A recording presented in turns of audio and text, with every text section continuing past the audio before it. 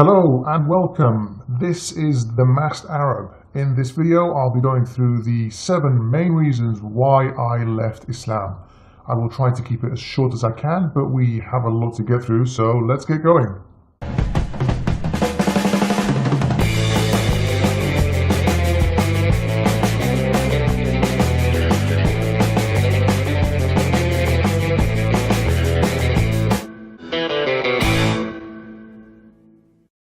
Before I start explaining them individually, let me quickly list the 7 reasons that made me realize Islam was just yet another man-made religion.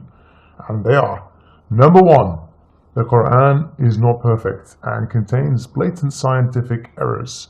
Number 2, the Quran has contradictions as well as grammatical and historical errors. Number 3, the life and actions of Muhammad were not as perfect as I had been led to believe. Number 4, the Quran takes a lot of stories from the Bible that are absurd and totally lacking in historical evidence. Number 5, the pagan origins of belief. Number 6, the concept of divine justice is flawed. And number 7, the convenient timing of certain verses. To keep this video down to a reasonable length, I will only lightly touch on the reasons and not go into too much detail. I may choose to do a full video on some of these points at a later stage. If there's one topic you'd like me to touch on more in particular, let me know in the comments section below. Now, before I start, let me just quickly preempt the usual criticism and accusations from the apologists. I'm not going to believe what you say because you're just making it up. I realize you don't trust me, and being skeptical is a good thing, so I'll have my sources in the description below and you can check them for yourself. Well, anything you say is bound to be out of context. The Quran explicitly states several times that it's meant to be a clear book. Only on one occasion does it claim that some of its verses can be allegorical, but logically any allegorical verses would have to be specified as such, otherwise the whole book is pointless, as we wouldn't know whether anything that is being said is actually meant. I hate you, you stinky infidel. Oh, yeah, I'll give you that one. I keep getting sidetracked and I'm trying to keep it short anyway, so focus, man, focus! Okay, so reason 1. The Quran is not perfect and contains basic scientific errors. We all know, if we have any understanding of our reality, that the universe most likely began as a Big Bang. Now, some Muslim preachers will embarrassingly claim that this is foretold in the Quran 1400 years ago in this verse. It basically says that the earth and heavens were one and then split apart. Well, sorry, but that is nowhere near describing the Big Bang. For starters, Earth formed as a result of the universe coming into existence and could not have existed at the very beginning of the universe. Earth was only formed around 9 billion years after the Big Bang, so it was never there at the moment of the Big Bang. And if it was, the planet would have been incinerated in the face of such heat and force. Moving back to the point of scientific inaccuracy, the Quran repeatedly tells us in the clearest of terms that the Earth was created first before the heavens. Quran verse 229, He it is who created for you all that is in the earth, then turned he to the heaven, and fashioned it as 7 heavens, and he is knower of all things. Chapter 41 verses 9 to 12 also give us the same order, that the earth came before the heavens. The order here is absolutely wrong and irrational, but in line with what a desert Bedouin in the 7th century might have thought, and also generally in line with the teachings of the Torah, which got it wrong too. We can date stars using various techniques like measuring the beryllium content in the star's outer layers, and we have stars that are nearly as old as the universe itself, while we can also measure the Earth's age using isochron dating of lead isotopes and numerous other methods which all give us the same results. Also, looking at the verses in chapter 41, the verses 9 to 12, we find that it takes God at least twice as long to build Earth than it does for him to build everything else in our vast universe. The Sun itself is around 1 million times bigger than Earth in volume. There are billions of stars in just our own galaxy. Then there are billions of galaxies in the observable universe. The fact that it would take God longer to build our tiny planet is telling us the author of the Quran had a very geocentric view and was oblivious to reality and the scale of our planet. Moving on, a recurring topic in the Quran is that of the purpose of stars. We are told that they are in the lowest heaven, so the layer of heaven closest to the earth, and that their purpose is twofold. One is stars were created to be a decoration for the night sky, and the other is that they act as a form of protection for God and the angels, and what's called the High Council or Exalted Assembly in heaven, where God and the angels reside. The stars are pelted at devils trying to listen in to what's being said in the heavens. Now there are two main problems here beside the obvious absurdity and mythical nature of this story. The first is that shooting stars are not actually stars but meteors. And the second is these meteors burn in the layer of the atmosphere just above Earth called the mesosphere. That's between 50 and 85 kilometers above the surface of the Earth, and hardly anywhere near heaven if it's alleged to be outside the edge of the universe. It's clearly an ancient legend that tries to explain why they were shooting stars to primitive people who didn't understand the world around us. Now the list of these scientific errors is long, but I need to move on. Reason number 2. The Quran has contradictions as well as grammatical and historical errors. I initially believed the Quran didn't contain any serious contradictions, but I can now see that's clearly not the case.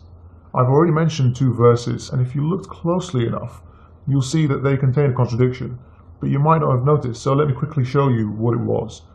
In chapter 21, verse 30, it says the earth and the heavens were together and then separated, while chapter 41, verse 11, says the earth and heavens were separate and then joined.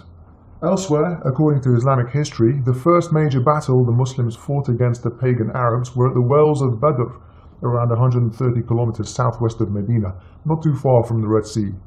Muslims claim their army defeated a far larger army, and Muhammad said this was due to a number of angels who came down to help them in battle. But how many angels helped the Muslims win the Battle of Badr?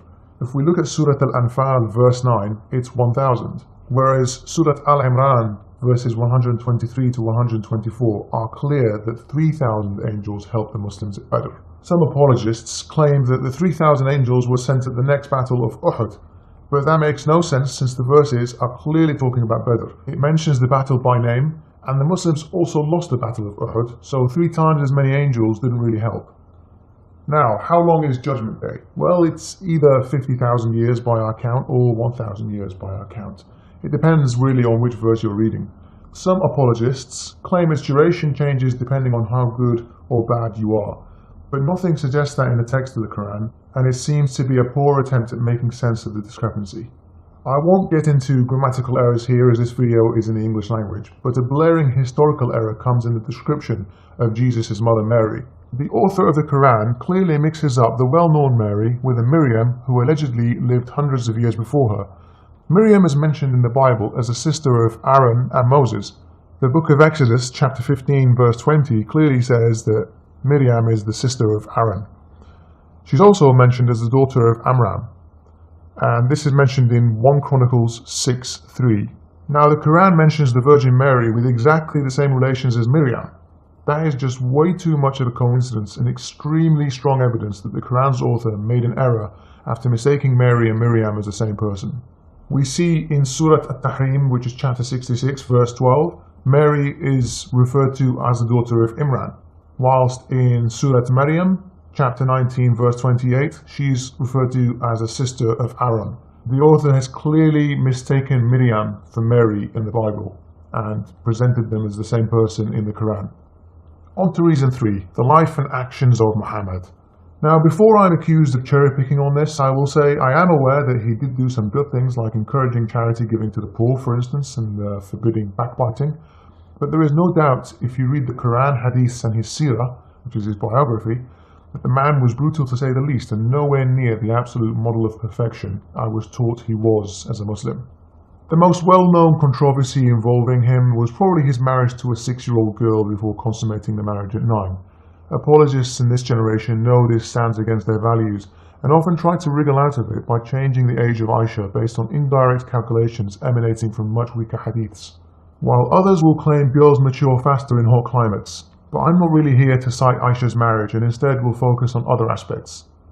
Muhammad was a violent man who led at least 30 raids against his opponents and encouraged banditry against trade caravans where his men looted goods and killed traveling merchants. The attacks were unprovoked the vast majority of the time. In some raids, Muslims attacked villages, killing the men and enslaving women and children. In one instance at the Battle of Autas, Muslims captured women as sex slaves and felt it was immoral to have sex with them as they were already married. So then Muhammad reveals a Quranic verse to tell them that having sex with married women is banned, with the exception if that married woman is actually your slave. Apologetics have a difficult time trying to defend this verse, as it's clear in the Quran and it's across pretty much all Islamic sources, Sunni and Shia. This is found in Surah An-Nisa, which is chapter 4, and verses 23 and 24. At the beginning of verse 24, we see it says, "Also prohibited are women already married, except those whom your right hands possess."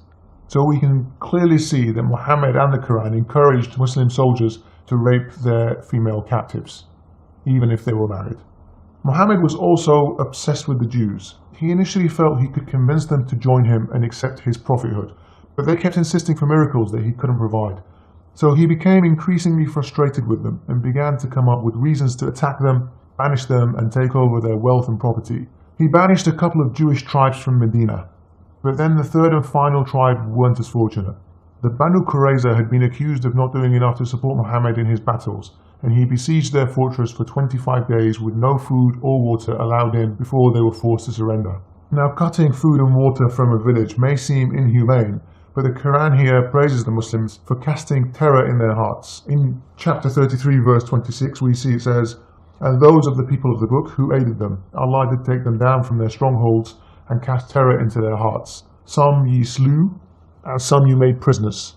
As the Jews sat awaiting their punishment, some Muslims from the Aus tribe begged Muhammad to be lenient in his sentence, but he appointed a man known for his contempt towards the Bani Qurayza to issue a sentence against them.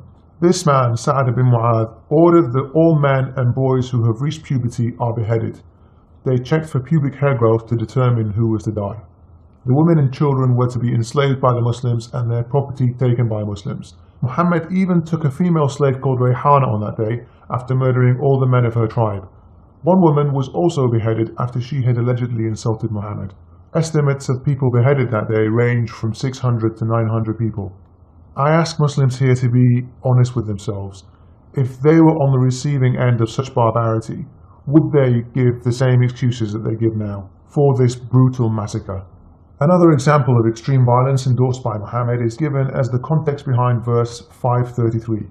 If we read the verse, it says, "The punishment of those who wage war against Allah and His Messenger and strive with might and main for mischief through the land is execution or crucifixion or the cutting off of hands and feet from opposite sides, or exile from the land. That is their disgrace in this world, and a heavy punishment is theirs in the hereafter." Now, many Muslims will always claim that this is out of context and it obviously means something else. So let's just take a look at the context. Let's see why this particular verse came down into the Quran. Now, pay attention here, as this pretty much single-handedly proves that Muhammad himself was not a man of peace. One day, a group of people from Ukal and Urayna approached Muhammad and asked for help. He sent one of his companions with them, along with camels, and told them that they could drink camel milk and urine on their journey. Once they were far enough from Muhammad, the people killed the companion and stole the camels. However, Muhammad sent out for them and captured them. Then he personally committed one of the worst acts of violence imaginable. He chopped off their hands and feet, then gouged their eyes out before leaving them there to die in the desert a slow and painful death. This is absolutely outrageous and flies in the face of swift justice. I'm not saying murderers shouldn't be executed, but it was very arbitrary, with no attempt to differentiate between the person who killed the companion directly with his hands and the others who were with him, potentially accomplices. Why gouge out eyes and leave them to suffer slowly before dying? This story appears in many Islamic sources. I will link the main source in the description below. Reason number 4. The Quran takes many absurd and historically inaccurate stories from the Bible. For starters, there is no geological evidence around for a global flood like Noah's, even though there should be plenty of evidence for such a flood if it really happened. No historical evidence whatsoever that Jews were enslaved in Egypt at any time. No archaeological proof suggests that they were lost in the desert for 40 years. Yet elements of this story appear quite a lot in the Quran. For instance, Noah's Ark has now been uncovered as a forgery of earlier flood myths. Here on YouTube, 43 Ali has a brilliant video on this that is well sourced and linked in the description below. Whilst you're there, I would highly recommend watching his video on the evolution of Jesus through the New Testament, tracing how his story starts off basic and simple and evolves into something that is larger than life generations after the alleged death of Jesus. There's a general misconception that Islam claims the previous scriptures like the Bible were corrupted. The Quran actually says Muhammad confirms what was sent before him and confirms the scriptures with the Jews and Christians during his time. Let's take a look now at Jacob. He is also known by the name Israel in both the Bible and the Quran. Let's take a look at where he gets this name. In Genesis 32, we are told Jacob physically wrestles with God during the night until dawn. Then God tried to escape Jacob's grip, but it was too strong, and Jacob said he wouldn't let him go unless he blessed him. God then blesses him and renames him Israel, which in Hebrew means he who prevails over God. Why on earth would the Quran use the name Israel to describe Jacob if this is the name's origin in the Bible? It either means Muhammad endorses the story or wasn't aware of the meaning of this name. Another bizarre story that is copied from the Bible is the story of Lot, where he hosts two angels in his home, and a homosexual mob demand Lot hand them over to be raped. Lot instead, being the good man he is, offers his two virgin daughters for the mob to rape instead. Luckily for the girls, the homosexual mob declined Lot's insane offer. This is mentioned in Genesis 19, but it's also mentioned twice in the Quran. Firstly in Surah Hud, chapter 11, verse 78, and also in Surah Al-Hijr, chapter 15, verse 71. Apologists here will claim that Lot offered his virgin daughters in marriage, but none of the scriptures say that. That's not a very good excuse either, as he knows they're gay rapists, not exactly people you'd want to give your girls to in marriage for a number of reasons. Besides, he only has two girls, and it's a large crowd. To quell the crowd's lust, the girls had to be shared, and not married to just one or two individuals from the crowd. Reason number 5. The pagan origins of belief. Islam seems to take a lot of what pagans used to believe. Let's remember that the Sumerian religion was likely the first organized religion in the region and possibly the entire world. They believed in the concept of 7 heavens and 7 earths. They had a superstition with the number 7 because of what they observed about the night sky, where 7 objects, namely the sun, moon, and 5 inner planets of the solar system, all moved independently and were not fixed like the stars appear to be. Surah At-Talaq, chapter 65, verse 12 reads, Allah is He who created 7 firmaments, and of the earth a similar number. Now, we obviously know now that there aren't 7 earths or 7 heavens. But even if someone claims we might not know the meaning, isn't it dubious to say the least that this idea was proposed well before the Quran stated it? I mean, it was an incorrectly held common belief long before the 7th century that there were 7 heavens, and that's shown when we see a verse like this. Surah Nuh, chapter 71, verse 15. Do you not see how Allah has created the 7 heavens, one above the other? We find this verse is taking the fact that there are 7 heavens as a given. When it says, do you not see this? Instead of saying something like, God created 7 heavens, but you can only see one of them, and you can't see the others however far you look. Let's not forget that Aristotle in ancient Greece also championed a very similar idea of solid layers above earth. Is it just a coincidence? It's clearly false, and borrowed by Muhammad to try and explain the cosmos. The most respected Sunni exegesis, Tafsir ibn Kathir, clearly claims the 7 layers are the sun, moon, and 5 inner planets in his interpretation of this verse. The same idea as Aristotle and the Sumerians, which has long since shown to be inaccurate. Another typical paganistic ritual is animal sacrifice to the gods. If Allah is so different from these other gods, why does He accept animal sacrifices? There are endless references to animal sacrifices in the Bible, but the Quran also has a couple of occasions when animal sacrifices to God is mentioned. The first instance is found in the largest chapter in the Quran, called the cow, after the yellow cow that Jews are ordered to slaughter as a sacrifice to God. This appears in chapter 2, verse 67. Another example of this paganistic ritual being practiced by this god is in the story of Cain and Abel, when God accepts the animal sacrifice of Abel and not the vegetation offered by Cain. This leads Cain to kill Abel out of jealousy. The exegesis on this verse is pretty universal that fire came down from the heavens to consume the livestock offered by Abel. Even the concept of Judgment Day and the afterlife seems borrowed from the pagans. The ancient Egyptians, for instance, had souls being judged by a god on a set of scales before determining whether they go to a fiery hell or forever abode in the beautiful gardens of heaven. Religious studies academics tell us these beliefs were held way before the advent of monotheism. We see here the reference to scales is similar to the Quran, and the idea of heaven and hell is not too far off either. So, 5 reasons gone, only 2 to go. I hope you're still tuned in and awake. Reason number 6 that I'm no longer a Muslim is the concept of divine justice is flawed. When you have a God who vows to place you in eternal hellfire if you simply don't believe in His existence, that in itself is not very just, given He created you with a mind that used rational reasoning to reach a conclusion based on evidence you have. It's also grossly unfair that some people in the past witnessed miracles firsthand, and in this day and age we no longer see them. But what makes it worse is that in the Quran, God categorically states time and time again that guidance to his message is something that he controls and is not really a matter of free will. Chapter 2 verse 10 says, "In their hearts is a disease, and Allah has increased their disease." Why is he increasing this disease? A few verses later, we see that Allah mocks the unbelievers and leaves them to wander off blindly. In chapter 4 verse 88, the Quran is very clear. It says, "Do you wish to guide him who Allah has caused to err? And whomsoever Allah causes to err, you shall by no means find a way for him." Notice the language here. Allah is causing people to err. Allah is the cause of people erring. In chapter 16 verse 93, he causes err to whom he pleases and guides whom he pleases. So it's really down to him. It's not a matter of free will.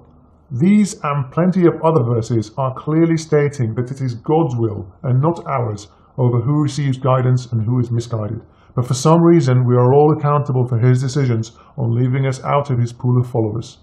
Another unjust concept is the fact that the Quran states numerous times that God had favored the Israelites over other people. What kind of universal God is this? Why would he send these people so many messengers and prophets and give them land and help them in battle? This only becomes clear when you look at the history of this God and his origins as a local God and not as the universal God of monotheism, which he later evolves into according to detailed study of scriptures. Another example of injustice can be found in chapter 2 verse 178. It reads, "Retaliation is prescribed for you in the matter of the murdered, the free man for the free man, and the slave for the slave, and the female for the female." Now, this verse isn't entirely clear from its literal reading, and we need to go and look at the context in which this verse was revealed. So let's look this up in Asbab al-Nuzul by al-Wahidi and see why this verse was revealed. Let's see, here it says, fighting took place between two Arab tribes. One Arab tribe had more power than the other, and therefore they said, "For every slave of ours that you kill, we will kill a free man of yours, and for every woman of ours, a man of yours." And then this verse was revealed. So looking at the context of Revelation, we can see that God has prescribed the barbaric practice of vengeful tribal retaliation, where if someone from tribe A kills a woman from tribe B cannot kill anyone in tribe A other than a woman in retaliation, presumably because a woman and men have varying value. What kind of divine justice is this? Innocents are killed in retaliation, and Muslim clerics tell us this system is a perfect solution for mankind. Moving on to another point of flawed justice. It just doesn't seem like it's a fair test. I mean, people of religion will tell you that everything is a test, and it's a test whether you're going to believe or not. And if you don't believe, you fail the test and you will be punished in the hereafter. So, how fair is this?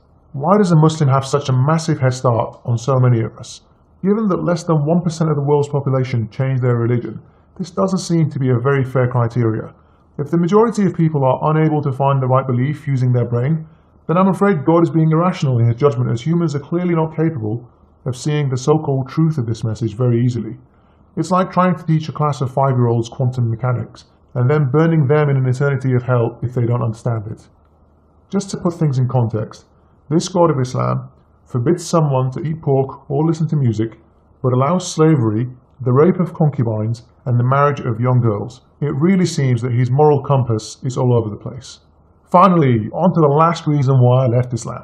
Number 7, convenient timing of verses. Muhammad had many instances of when his revelations were convenient for him on a personal level, which undoubtedly leads skeptics to question why God would be revealing verses in the Quran that have nothing to do with the message of Islam. In Surah At-Tahrim, which is chapter 66 verse 1, we see that Muhammad is told he shouldn't be forbidding things which have been made lawful for him. So the background to this story is that Muhammad has sex with his slave Mary the Copt at Hafsa's house. When Hafsa walks in and catches him, he urges Hafsa not to tell one of his other wives, Aisha, because he made a promise to her that he wouldn't sleep with Mary. Hafsa tells Aisha anyway, and news spreads. There is a breakdown in the relationship of Muhammad and his wives, and after Muhammad vows not to sleep again with Mary, God reveals verses rebuking his wives and urging Muhammad to not ban himself from Mary.